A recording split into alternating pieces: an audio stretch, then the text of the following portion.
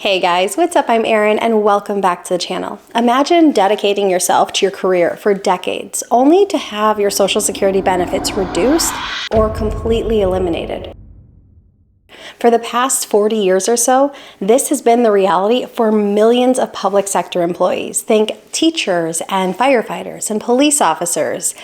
And all of that is about to change. Two controversial provisions, the Windfall Elimination Provision, WEP, and the Government Pension Offset, GPO, have officially been approved by Congress to be repealed, making this one of the biggest updates to Social Security in decades. The Social Security Fairness Act received overwhelming bipartisan support in both the House and the Senate, passing in the House in November of 2024 and the Senate in December of 2024. But before we look at what it looks like to repeal these provisions, let's look at who was originally affected and how. The Windfall Elimination Provision, WEP, affected workers who qualified for Social Security but also earned a pension from jobs where they didn't pay Social Security taxes, common among teachers, police officers, and firefighters. It was designed to prevent double dipping, so to speak, for workers who didn't pay Social Security taxes on certain earnings but still qualified for Social Security through other jobs. It's not uncommon for any workers, government workers included, to have different jobs throughout the course of their career. And while many government positions don't pay into Social Security, many of these workers worked other jobs at different points throughout their career where they did pay into Social Security. However, through WEP, this would reduce or completely eliminate Social Security benefits that the worker would have otherwise been entitled to from jobs where they had actually paid into Social Security. Let's talk about what that would look like. First and foremost, let's talk about how Social Security benefits would normally be calculated. You start off by calculating a worker's average index monthly earnings, or AIME. Once you have this figure, you would apply a progressive formula to calculate the monthly benefits a worker would be entitled to. In the standard calculation, a 90% replacement is given to the first $1,174 of monthly earnings, then a 32% to the AIME between $1,174 and $7,078, and 15% to the AIME above $7,078. This progressive formula provides a higher replacement rate on lower earnings, ensuring that lower income earners receive a greater percentage of a replacement for their income in Social Security. If you're interested in a detailed breakdown of this formula itself, I do have an entire video on it and I will link it here and down below if you're interested in checking it out. Now here's the big difference. Under WEP, the first category of earnings, instead of getting a 90% replacement, would receive a 40% replacement. This would result in a drastic reduction in benefits. Let's do an example. Let's say John worked for 30 years in private sector jobs where he paid directly into Social Security. So in this situation, WEP would not apply. His average index monthly earnings are $1,200 a month. The benefit calculation would look like this: 90% to the first $1,174 and 32% to the remaining $26, giving him a monthly benefit of $1,065. And Jane, on the other hand, worked for 20 years in the private sector, but later worked for 10 years as a teacher in a government job with a pension not covered by Social Security. Her average index monthly earnings are also $1,200, same as John. Under WEP, instead of the first portion of her calculation receiving that 90% replacement, it's given a 40% replacement, and the remaining $26 would get that same 32% replacement, giving her a monthly benefit of $478 per month. So ultimately, because of WEP, Jane's monthly benefit was reduced by $587. For simplicity and comparison, for both John and Jane here, we assumed they had the exact same average index monthly earnings. However, if we had assumed that Jane and John had the same exact income throughout all of their working careers, it is very true that they would have had different average index monthly earnings. Because for Jane, for those 10 years where she had the government position and was not paying into Social Security, she wouldn't have any numbers to report to them. So this would bring down her average index monthly earnings and ultimately result in a lesser Social Security benefit. There were also WEP exemptions and adjustments. Workers with 30 plus years of substantial earnings were exempt from WEP, and for workers who had 21 to 29 years of service in this type of sector saw a partial phase out. Critics argue that the windfall elimination provision disproportionately penalized lower income public sector workers who would rely on Social Security to supplement their pension. They would argue that private sector workers often received higher incomes compared to those in the public sector when comparing similar roles. Of course, this did depend on job and industry. With the repeal of the windfall elimination provision, in our examples as given with John and Jane, both would ultimately receive the same Social Security benefit, because ultimately taking away the windfall elimination provision, we're no longer going to change the way we apply the percentages to their earnings. So they would have the same Social Security benefit. But it is important to keep in mind that if someone works in a job where they're not paying into Social Security, ultimately they will have less or no Social Security benefits if they aren't paying into the system. It just changes the way the formula is applied to one's earnings. Now, the government pension offset affected spousal and survivor benefits under Social Security for individuals who receive pensions from government jobs not covered by Social Security.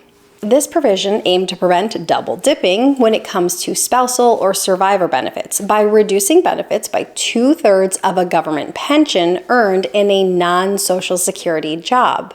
Now, to make this one easier to digest, let's run a few examples.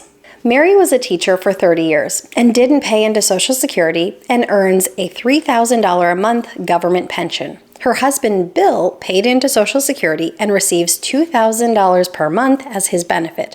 After Bill's death, Mary qualifies for 100% of his $2,000 benefit as a survivor benefit. However, GOP calculation reduces her eligible benefit by 2/3. So we take Mary's pension, multiply by 2/3, and that gives us $2,000. So in this situation, Mary's survivor benefit would be reduced by $2,000. So ultimately, her survivor's benefit is zero due to the government pension offset provision. Or let's consider David, who worked for 25 years as a police officer and did not pay into Social Security and receives a government pension of $2,400 a month. His wife, Carol, worked a career where she paid into Social Security and receives a benefit of $1,800 per month. Normally, David would qualify for spousal benefits, which would typically be 50% of his wife's benefit at full retirement age. In this case, $900. However, we have to do the government pension offset calculation. So if we take 2/3 of David's government pension, we see that David's spousal benefit is entirely eliminated. His spousal benefit would have to exceed $1,600 in order for him to ever receive any benefit. Otherwise, his spousal benefit is completely eliminated by the government pension offset. Critics of the GPO argue that it severely reduces and eliminates survivor and spousal benefits even when one spouse has worked in a Social Security paying position throughout the course of their entire career. They also argue that it disproportionately affects women, who are often those more likely to work in a public sector position, and those who are also likely to rely on spousal benefits in retirement as an income source.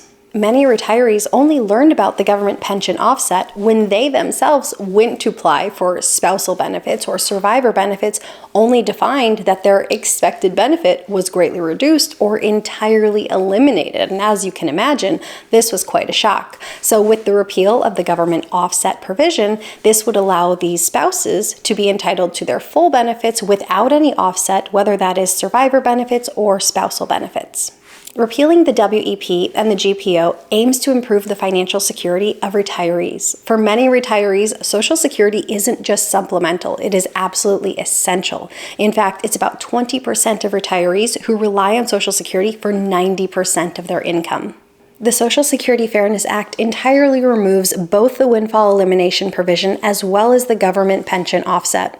The windfall elimination provision tended to have a more direct impact on workers themselves, whereas the government pension offset tended to have a more direct impact on spouses and survivors. Now, the big elephant in the room is that the long-term solvency of Social Security itself, as it currently stands, remains a big question mark, where if things continue as they currently are without any changes, the program is expected to run a shortfall by 2035. And this shortfall means that current benefits, instead of being paid out at 100%, which they currently are, would be reduced and only able to be paid out at 70 or 80% of what they currently are. Now, I do think that changes will be made, but we don't really have a solution on the table yet. And with the repeal of WEP and GPO, this does accelerate the rate at which the program would run a shortfall, and current projections are anticipating that the shortfall would now be in 2033. The Congressional Budget Office estimates that repealing these provisions will increase Social Security payouts by an additional $196 billion over the course of the next decade. As far as the average increase for those individuals affected, they're expected to see Social Security benefits increase on average from $360 all the way up to $1,190 per month, depending on their specific circumstances. The repeal is set to take effect in January 2024 and applies retroactively to benefits payable after December of 2023. However, just know that the Social Security Administration might need some time to calculate these benefits and get them issued in a straightforward manner, so there might be some administrative complexities that slow down the issuing of these payments. If this change affects you, make sure that you're tuning in to official releases from the Social Security Administration themselves. Make sure that you have an account with SSA.gov so you can stay up to date on your benefits that are available, and don't be afraid to reach out to them. They have a toll-free number. I can put that in the box down below. It's also on their website, or set up an appointment in one of the field offices so you can get personalized information for you. SSA.gov does have a tool to see how your pension would have affected your benefits, or how it would have affected your spouse's potential benefits, and I will link that down below if you're interested in checking it out. But remember, this is how these benefits would have been affected prior to the repeal of these provisions. So this is really more for information or comparison purposes for you. This repeal marks a monumental shift to the Social Security policy and increases fairness and financial stability for millions of retirees. However, it still does call to question the long-term solvency of the program. What do you think of this appeal? Will it affect you? Leave your thoughts in the comments down below. I post new videos every single week. If you got anything at all out of this one, please give it a like. If you're new here, please consider subscribing, or if you know of someone who might get something out of this type of content, please consider sharing. I'll see you soon. Bye. Dedicating. Good start. Good start. Computer's too far away for my super old eyes. Police officers. I don't know what I wanted to say after that.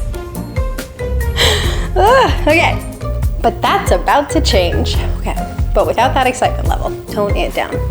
Level 5 is good. Middle of the road. Provisions. What is wrong with me today? My goodness, I'm supposed to be on vacation. That's what's wrong. Let's talk about what that would look. Oh my gosh, this sounds crazy, but I curled my eyelashes. It's like a permanent curl, and they now bug me every single day. I don't recommend it. But that is like all I can think about right now. Oh my gosh, like my eyelashes are just bugging me. They better look good, because otherwise, totally wasn't worth it. It still wasn't worth it.